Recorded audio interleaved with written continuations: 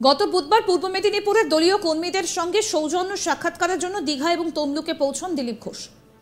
প্রথমে দীঘার সমুদ্র সৈকত, মৎস্য বাজার আর পরে তমলুকের বুদারি বাজারে বেশ কিছু কর্মী সমর্থকদের সঙ্গে সৌজন্য সাক্ষাৎকারের উদ্দেশ্যে পৌঁছন দিলীপ ঘোষ। সেই সৌজন্য বিনিময়েও রাজনৈতিক বিতর্ককে পিছু ছাড়ছে না দিলীপ ঘোষের। অপরিচিত আসন থেকে লোকসভা ভোট হেরে যাওয়ায় পরবর্তী সময়ে নিজের দলের অন্দরেই রাজনৈতিক বিতর্কে জড়িয়ে যেতে দেখা যায় তাকে। অন্যদিকে বিরোধী দলনেতা শুভেন্দু অধিকারীর সঙ্গে দিলীপ ঘোষের সম্পর্কের সমীকরণও বারবারই আলোচনার কেন্দ্রবিন্দু হতে দেখা গিয়েছে। ফলস্বরূপ শুভেন্দুর জেলায় দিলীপের সৌজন্য সাক্ষাৎকারও রাজনৈতিক ক্ষেত্রে গোষ্ঠীদ্বন্দ্বের বিতর্কে জড়িয়েছে দিলীপ ঘোষকে। রাজনৈতিক মহল মনে করছে মেদিনীপুর তার নিজের কেন্দ্রে ফের নিজের অস্তিত্ব টের পাওয়ানো এবং হারানো জমি পুনরুদ্ধারের প্রক্রিয়া শুরু করে দিয়েছেন প্রাক্তন সাংসদ দিলীপ ঘোষ। সৌজন্য সাক্ষাৎকার নিয়ে তমলুক সাংগঠনিক জেলার প্রাক্তন সাধারণ সম্পাদক নারায়ণ মান্ত্রী বলছেন, দিলীপ দা জেলায় এসেছিলেন, দীঘা থেকে যাওয়ার পথে আমাদের সঙ্গে সৌজন্য সাক্ষাৎকার করেছেন। দলের অনেক পুরনো নেতাকর্মী যোগাযোগ করেছিলেন, উনি দেখা করেছেন, কথা বলেছেন, কোনো রাজনৈতিক বিষয়ে আলোচনা হয়নি। যদিও দিলীপ ঘোষের এই প্রত্যাবর্তনকে চরম গোষ্ঠীদ্বন্দ্বের রূপ দিয়েছে তৃণমূল। এই বিষয় নিয়ে কি বলছেন বিজেপি নেতা নারায়ণ মাইতি, শোনাবো তার কথা। দিলীপ দা এসেছিল, দীর্ঘদিন উনি এই জেলায় আসেননি।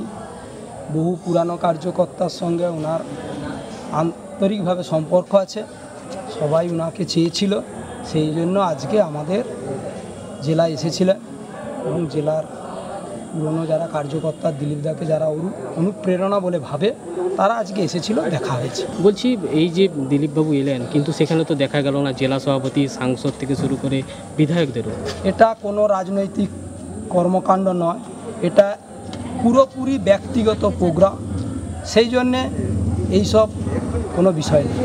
ব্যক্তিগত প্রোগ্রাম বলতে যেটা আপনি বললেন যে পুরনো কার্যকর্তা যারা ছিলেন তাদের নিয়ে শুরু হলো, নতুন যারা কার্যকর্তা তারা কি ছিলেন না? নতুনও আসছে, পুরানো আসছে, যাদের ইচ্ছা হয়েছে তারাই এসেছে। স্পেসিফিক কোনো কাউকে এরকম ডাকা হয়নি ডেজিগনেশন অনুযায়ী। কী বিষয় নিয়ে মূলত আলোচনা হলো? কোনো আলোচনা নেই, নিজেদের মধ্যে একটা আন্তরিকতার বিনিময় হয়েছে, দীর্ঘদিন দেখা হয়নি, সৌজন্য সাক্ষাৎ। জেলা নিয়ে বা রাজনীতি নিয়ে কোনো আলোচনা? রাজনীতির কোনো আলোচনা হয়নি, কারণ এটা রাজনীতির কোনো প্রোগ্রাম নয়। পূর্ব মেদিনীপুরের ফলাফল নিয়ে কোনো এসব ব্যাপারে কোনো কিছুই হয়নি। জেলার অন্যান্য অনেক নেতাই বলছেন যে তাদের ডাকা হয়নি, তারা উচ্চ নেতৃত্বের প্রতি দৃষ্টি আকর্ষণ করবেন।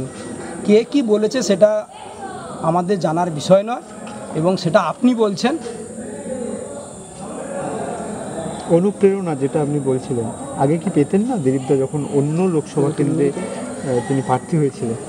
আপনারা কি এখানে দলের জন্য কাজ করার ক্ষেত্রে অনুপ্রেরণা পেতেন না দিলীপদার অনুপস্থিতিতে? দিলীপদা অন্য কেউ যে তার মতো। দীর্ঘদিন আপনাদের রাজনীতির ময়দানে দেখা যায়নি, আজকে দিলীপবাবু এলো, সেই সংক্রান্ত কোনো কি বিষয় নিয়ে আলোচনা হয়েছে? রাজনীতির কোনো ব্যাপার দাদা আলোচনা হয়নি, আর এই ব্যাপারে কোনো উত্তরও নেই আমাদের কাছে। স্থানীয় তৃণমূল নেতা জয়দেব বর্মন বলছেন, বিজেপিতে একাধিক গোষ্ঠী, দিলীপ ঘোষ তাদের মধ্যে আরেকটি গোষ্ঠীর নেতা। কি বলছেন তিনি, শুনবো। বিজেপির তো আমরা দেখেছি, বিজেপির অনেকগুলোই গোষ্ঠী এখানে। প্রথমত শুভেন্দু অধিকারী, তার একটা টিম আছে। দিলীপবাবু যেহেতু সাংগঠনিকভাবে বিগত দিনে ছিলেন দায়িত্বে রাজ্যের, এখানেও তার অনুগামী অনেকেই আছেন। পঞ্চায়েত সমিতিতে আমরা সম্প্রতি দেখেছি, পঞ্চায়েত সমিতির সভাপতি তিনি একটা আলাদা গোষ্ঠী নিয়ে করছেন। আমাদের এখানকার জেলা পরিষদের মেম্বার বামদেব গুছাইর, তার একটা আলাদা গোষ্ঠী। আবার দিবাকর জানা, তিনি মিশন লোটাস নাম করে শুভেন্দুবাবুর অনুগামী হিসাবে তিনি আলাদা এখানে বিজেপির কিছু নেতৃত্বকে নিয়ে গ্রুপবাজি করে যাচ্ছেন। তো বিজেপির দলের মধ্যে অনেকগুলোই গ্রুপ আছে, এটা স্বাভাবিক প্রত্যাশিত, তাদের মধ্যে এটা দেখা যেতেই পারে। আজকের সভাটা নিয়ে যে আপনারা বললেন, সেটা ওদের গোষ্ঠীদ্বন্দ্বেরই প্রবল প্রকাশ এখানে হয়েছে। এটা কি আপনাদের দলের ক্ষেত্রে অত্যন্ত ফায়দাকর? আমাদের দল সংগঠিত আছে, যদিও লোকসভা নির্বাচনে আমাদের সাংগঠনিকভাবে রেজাল্ট অনুযায়ী কিছুটা আমাদের খারাপ ফল হয়েছে, সেটা পর্যালোচনা চলছে। জেলা নেতৃত্ব, ব্লক পর্যায়ে। তো এটা অনেক নেতৃত্বরা আমাদের সঙ্গে যোগাযোগ করেছেন, ব্লক পর্যায়ে, জেলা পর্যায়ে। আগামী দিনে অনেকেই বিজেপি ছেড়ে তৃণমূলে আসার জন্য পা বাড়িয়ে আছে। আপনারা কিছুদিন আগে দেখেছেন এইখানকারই পঞ্চায়েত, যেখানে দিলীপবাবু মিটিং করছেন, সেই গ্রামেরই বিজেপির পঞ্চায়েত সদস্য আমাদের সঙ্গে দলে জয়েন করেছেন। আরও অনেকে যোগ দেবেন তাড়াতাড়ি। বড় নেতৃত্ব কোনো আপনাদের সাথে যোগাযোগ রেখেছে? আছে অনেকে, পরে প্রকাশ হবে। আচ্ছা, তো পঞ্চায়েত সমিতির সভাপতি তো তৃণমূলের নেতৃত্বের সঙ্গে কাজকর্ম করছেন, যোগাযোগ রেখেছেন। বর্তমান যিনি শহীদ মাতঙ্গিনীর বিজেপির পঞ্চায়েত সমিতির সভাপতি।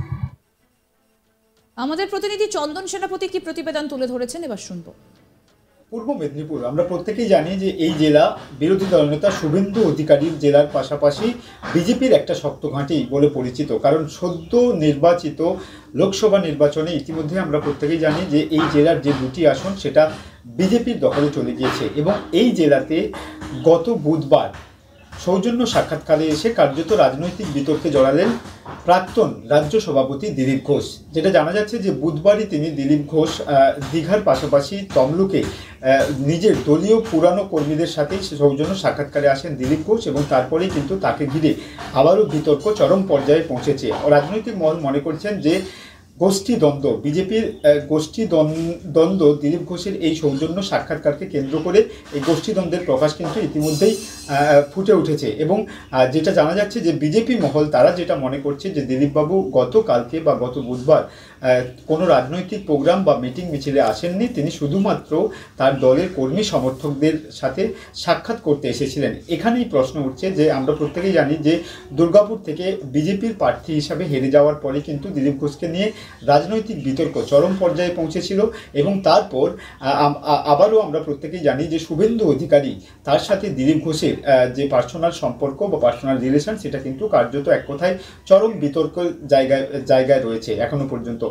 এবং গতকালকে যখনই শুভেন্দু অধিকারীর জেলায় দিলীপ ঘোষ আসেন, সেই দিলীপ ঘোষের আশা নিয়ে কার্যত কটাক্ষ করেছেন তৃণমূলের একাংশ। স্থানীয় তৃণমূল নেতারা বলছেন যে বিজেপির অন্তরে চরম গোষ্ঠীদ্বন্দ্বের প্রকাশ। দিলীপ ঘোষের এই জেলাতে আসা এবং জেলা সভাপতি সহ অন্যান্য জেলার যারা উচ্চ নেতৃত্ব রয়েছে তাদের সাথে সাক্ষাৎ না করেই চলে যাওয়াটাকে গোষ্ঠীদ্বন্দ্ব আকারে দেখছে শাসক দল তৃণমূল।